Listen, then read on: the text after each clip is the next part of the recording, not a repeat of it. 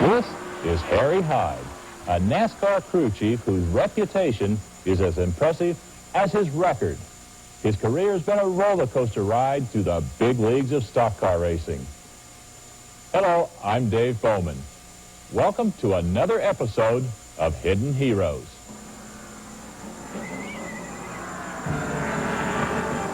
Nearly 20 years ago, Bobby Isaac drove Harry's car to the national championship. Then Harry's team pulled out of the series in a dispute over rules. A couple of years ago, Harry teamed with Tim Richmond to win more races than anybody else that season. Then Richmond nearly died of pneumonia. Harry Hyde had to start all over again. I've often said that racing is like a love affair. It's tears and laughter, hills and valleys, peaks and holes. You can't. It won't never run smooth.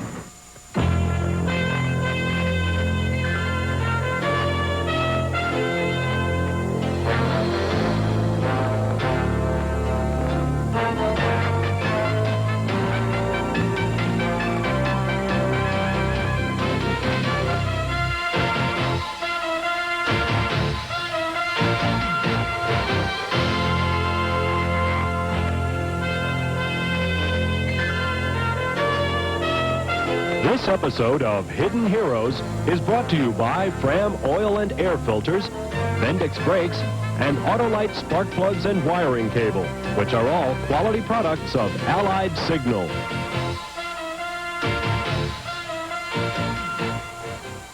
Harry Hyde is a star player in a remarkable game. Winston Cup stock car racing is a 200-mile-an-hour mega buck showcase. Each race rewards just one winner, and there are 39 losers. The competition is dog-eat-dog.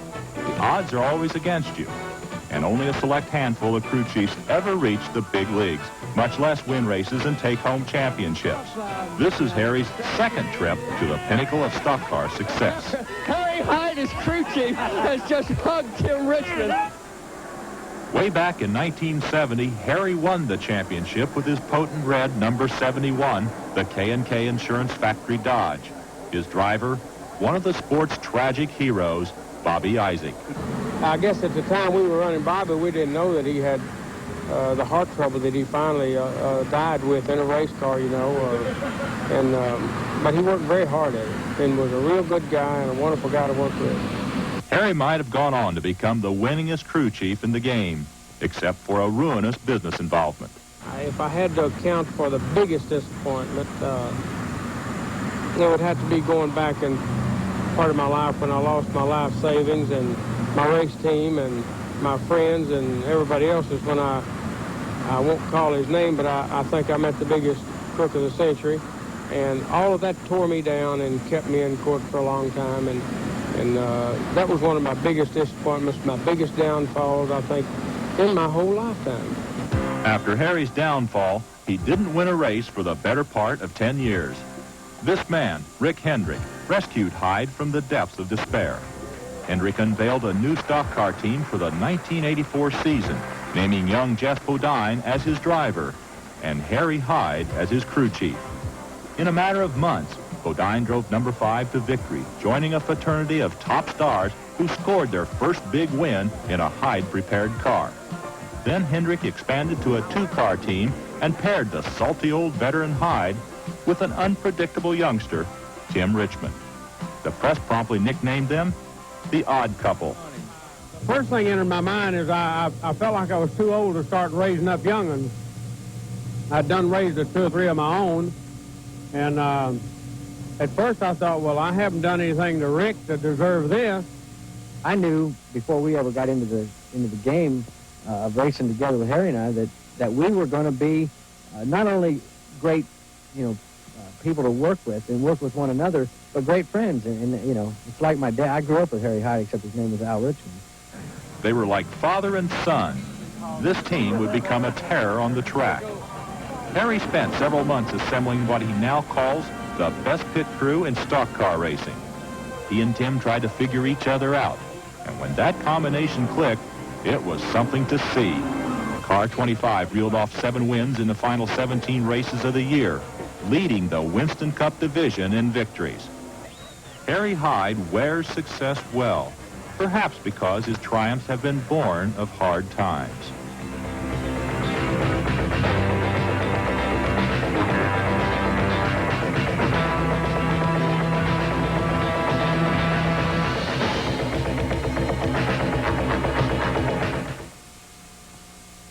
Brought to you by Old Milwaukee and Old Milwaukee Light. It doesn't get any better than this. Black Rock, Nevada and Old Milwaukee both mean something great to these guys. Black Rock means land sailing, riding the wind across dry desert lakes. And Old Milwaukee means a great beer, cold, crisp Old Milwaukee beer, and smooth, golden Old Milwaukee Light. The biggest and perhaps the richest team in stock car racing. Yet he lives in a modest trailer a few yards from his beloved race shop, surrounded by memorabilia. This was my grandmother's rocking chair, which is well over 100 years old, and it was handed down to my mother. Maybe I shouldn't be proud of, but I'm sure not ashamed of being part of the old James family, the original James family. Maybe my grandfather was named Lum James, and he was a cousin of the Frank and Jesse James clan, and I'm proud to have some of the James in me. I can look on part of their history and see where they were good fighters, and they might have turned out wrong, but they started out right. Some part of our family, as far back as I can read, has been in every war and every fight that this country ever had. And I'm kind of proud to raise my hand up and wave my flag because we participated in all of them. He was born during the Great Depression. His father died young. His mother struggled to feed 6 kids. And at the age of 15, Harry went to war. I joined the Army so I could eat, and there's no question about that. And my mother was not glad to let me go, but it was a have-to case. The Army needed people to train, and she signed for me to go, and I lied about my age, and I went in when I was 15, and I should have been 18. But that's the kind of people that the World War II needed, and they got tough times make tough people, and they had good foot soldiers, so I was one of those, and it was a tough time growing up, it really was. I've known some hungry days. In the South Pacific, Harry and his fellow GIs island hopped their way through some of the most bitter fighting in the history of warfare. Harry made landings in New Guinea, Bataan, Caribou Island, Cebu Island, Leyte, and Luzon. Then he got hit. Unable to walk, he was reassigned to the motor pool, where his love affair with vehicles began. When the hostilities finally ended, Harry came home a decorated war hero with a yen for excitement. Of course, when I got out, why, I couldn't find nothing to occupy. I mean, you take a boy out of the country and you ship him all over the South Pacific, and he makes 7 or 8 landings, and every day's a whole new ball game, and he can't get settled down after 5 years of that here. So racing was the only thing I found after the war. I didn't know it at the time. It occupied all my time I had to put out, so I was able to work on it day and night and try to make a living, and it kept me going. He took a shot at driving, then built coupes and jalopies. The rough and bumpy ovals of the great Midwest were his new battlegrounds, and by the mid-'60s, his reputation was spreading. 1964, I went to a race in Huntington, West Virginia, an ARCA race, and there was a couple of Pontiacs there that just blew the field away. And everyone was complaining about those cheater Pontiacs. And the crew chief's name came up. None other than Harry Hyde. Harry who? He's good. I like him. You know where you stand. He's a very smart individual. But if I get a chance, I'll run over with the bulldozer. For Harry, tech inspection is always an adventure, a battle of wits. He's got a WOT if he ain't got nothing else. Firewall forward.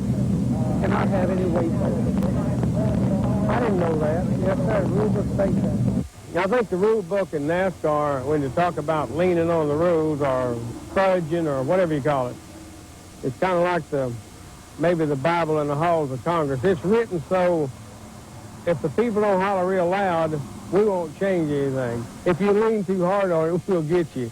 I'd call that innovative interpretation of the rules. But Harry was developing another reputation for helping upcoming drivers win their first big race. Well, it's not just a coincidence. Harry Hyde was probably one of the best teachers I've ever been involved in around racing. He explained the difference in running good and taking that next step and being a winner. Stepping over that little safety field that's in a car and taking a car past where the average guy would take it. And if you look back, most of the guys that drove for Harry have been the guys that had a little bit of reckless abandon. He initiated that, and he spurred you on to do it. And you tear up some race cars every now and then, but you're going to win some, too. Dave Marcus' first victory also came in a Harry Hyde car. But he and Harry were best known for winning poles. You know, one time at Rockingham, he put a complete different chassis setup under the car for me to qualify with than what we had practiced. And I said, Harry, that's going to be tough. I said, you know, just running down in there trying to win the pole. He said, I'm telling you, Dave Marcus, he said, you cannot throw that car out of this racetrack. So I carried that thing down into one, and it cut the corner, and we sat on the pole. And then Harry turned right around and told the news media, he said, I'm telling you, he said, I stood down there in the corner and watched him qualify. He said, the way he went in that corner, he said, I wouldn't have given you a damn nickel for that race car. He said, I don't know how he pulled it off. Buddy Baker had a lot of great runs in Hyde cars, including that time at Martinsville, Virginia, when Buddy got behind after a pit stop. When I come back up through the crowd, I bumped and knocked and pushed. I had very little car when I got back to the lead, and they threw another caution right away. But I called Harry, and I said, you want me to come in now? He said, no, sir, I want you to stay out there. And I said, why? Everybody's stopping. He said, I want you to stay out there. When the pace car comes out, I want you to nail him, knock him all the way up in the grandstand. I said, what? I don't understand. He said, listen, you've hit every car on the racetrack today. I want you to have 100%. I want you to hit the pace car, too.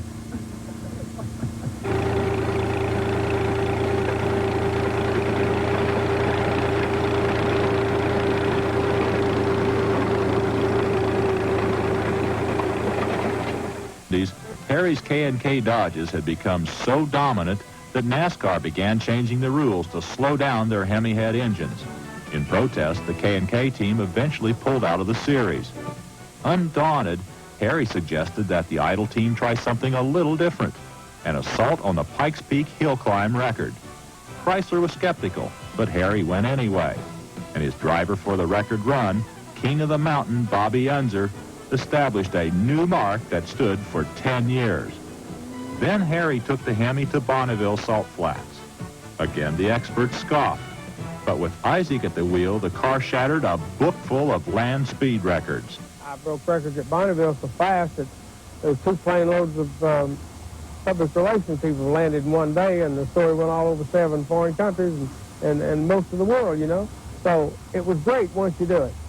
But nobody wanted any part of it till you got the book straight, until you done it. Then everybody went in on it. But that's great. That's when I think you ought to come in. You know, it don't have to be but one guy get embarrassed, and I don't mind getting embarrassed a bit. Pikes Peak and Bonneville added new dimensions to Hyde's reputation.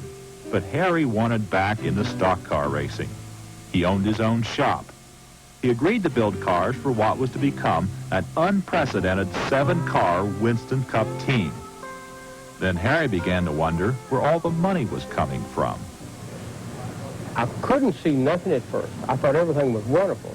We were even going to donate to a charitable organization. We were going to make so much money. So when I finally seen that it was all phony, I said, yeah, I quit. Hell, I will not be part of this. That's when the fat hit the fire. When Harry quit, his car owner got mad and sued him for everything he owned. Literally locked out of his beloved race shop, he climbed on his bulldozer and spent endless hours trying to figure out what was happening to him. I'd never been in court before. I'd never seen the inside of a courthouse hardly, except maybe to get my driver's license or something. Never been involved in the first case of my life till all of this humongous mountains of paperwork and hearings and testimony and everything began. It was like a giant got his foot on a midget in the money world, because I didn't have money enough to even defend myself, the kind of suit it was brought. So I asked the FBI, I said, why? Why would this man do this? Well, I said, the only thing that we can think of, and they were on my side, because they, a couple of agents knew the true story, but they couldn't do anything about it because it had to go through the court of law. They said to me, you must have messed up a real big master plan of his when you quit. And he is punishing you for it. Of course, I lost everything. When I walked back in here, I had 4 walls and a floor. They had gutted me of everything. Harry spent years and his life savings winning every one of those lawsuits. But by then, no top team would hire him. His reputation had faded. He'd been away too long. That's when the Charlotte Chevrolet dealer Rick Hendrick came along, building an all-new team.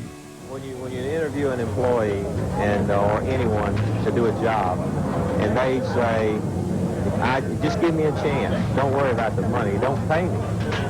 You know, that kind of enthusiasm, you can't buy it. You can't motivate a man to be that enthused about what he does. And Harry, with tears in his eyes, he just said, give me a chance. He came out there on my little place there, and I'm on a tractor, and he wanted to talk to me about building a race car. And said he would race if he could be competitive. And I offered to build him a car that would run, at that time, 162 at Charlotte, 195 at Daytona, and 200 at Talladega. And I said, if it don't run that, then you don't owe me a dime. Harry's cars were as good as his word, and very much in keeping with his reputation as a man who does exactly what he says he'll do. At the beginning of the last season, Harry found himself teamed with Benny Parsons, a veteran, former champion, and they won their very first race together. Off the track, they hit it off just as quickly. He is so funny. And it's the driest humor in the world. I mean, he smiles, but he don't crack up when he says these hilarious things. He really is a humorous person. Mike, more fun I had with Benny at Darlington. He had laid that car into the wall terrible. I mean, it should have been put in the garage and totaled. But we got him back out there, and we were down about 50 laps. And we decided to finish and get what points we could. And got him a caution after we got him back out there, and he'd run a while. He said, do I pit now? He'd come into the radio to me. I said, no, don't pit now. He said, why? You got some reason? I said, we certainly have. I said, we're all having an ice cream, and we haven't got time to take care of you. Now, if you want to come by and get an ice cream, we'll be glad to give you one. He said, I don't think NASCAR would, I think NASCAR would frown on me eating ice cream out here on this caution. I said, well, we're certainly having one in here, and we don't want no disturbance now. So he never said a word. He went right on out. Next time a caution fell, he said, can I come in this time? I said, we're all clear. Bring her on in.